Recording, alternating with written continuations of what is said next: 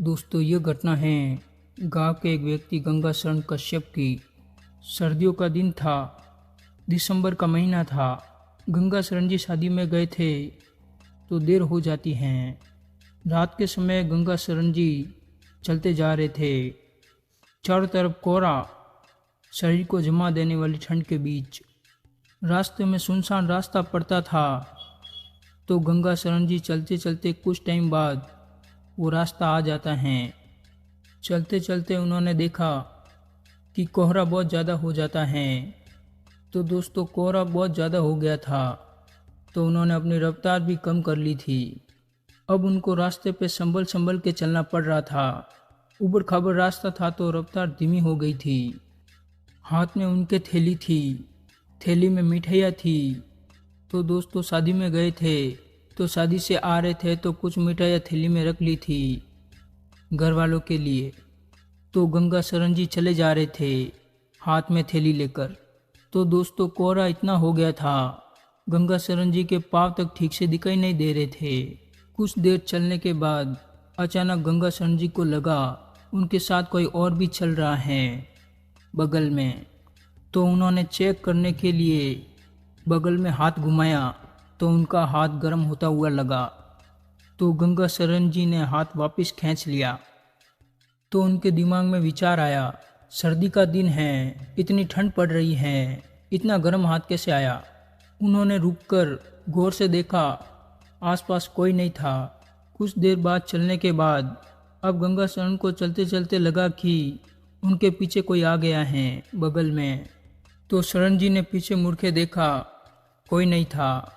फिर उन्होंने हाथ घुमाया तो हाथ गर्म महसूस हुआ, तो उन्होंने हाथ अपना खींच लिया।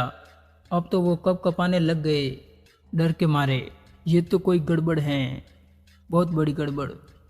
उनके किसी गुरु ने कहा था कि किसी ऐसी मुसीबत में फंस जाओ तो अपने इष्ट देव को याद कर लेना या अपने गुरु से ऐसे ही बातें करने लग जाना।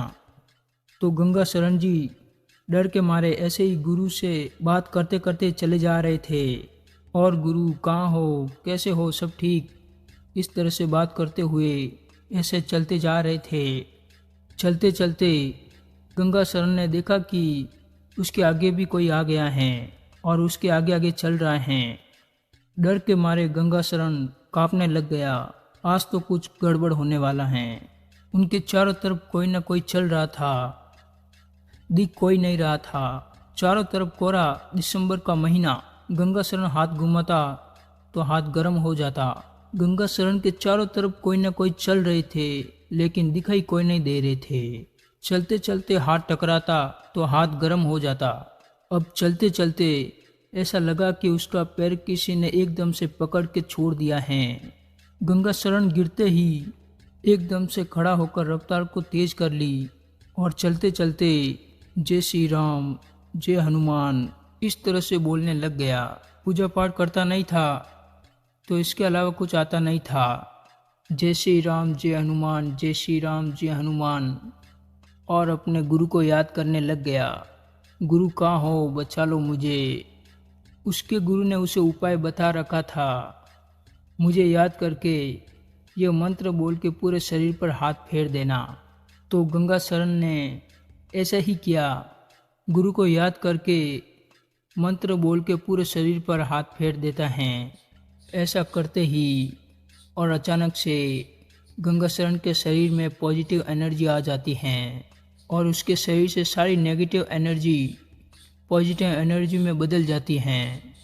अब वो तुरंत लंबी लंबी डीपे मारते हुए चला जा रहा था। वह चीज़ें उसे रोकने की बहुत कोशिश की लेकिन गंगा शरण पॉजिटिव एनर्जी से चले जा रहा था।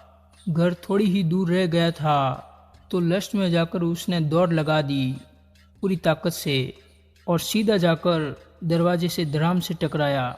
घर वालों ने दरवाज़ा खोला तो देखा गंगा शरण पूरी तरह से अधमरा हो चुका है। तो घर वालों ने अंदर लिया तो देखा गंगा शरण लगभग बेहोश होकर गिर पड़ा था। गंगा शरण को 1-1.5 घंटे के बाद होश आकर घर को पूरी आपबीती सुनाता है। गांव वालों ने कहा, आज तो तू बच गया, तेरे गुरु ने तुझे बचा लिया। ये घटना थी दोस्तों गुरु के शिष्य की। अगर आपके गुरु ने ऐसी कोई चीज़ दी है तो ये चीज़ें ज़रूर काम करती हैं। बस आपका गुरु सच्चा होना चाहिए, कोई ढोंगी नहीं, और आपका अपने गुरु के प्रति सच्ची आस्था होनी चाहिए, तो ये चीज़ें तालमेल करती हैं। आज के लिए इतना ही। चलिए दोस्तों, मिलते हैं नेक्स्ट वीडियो में।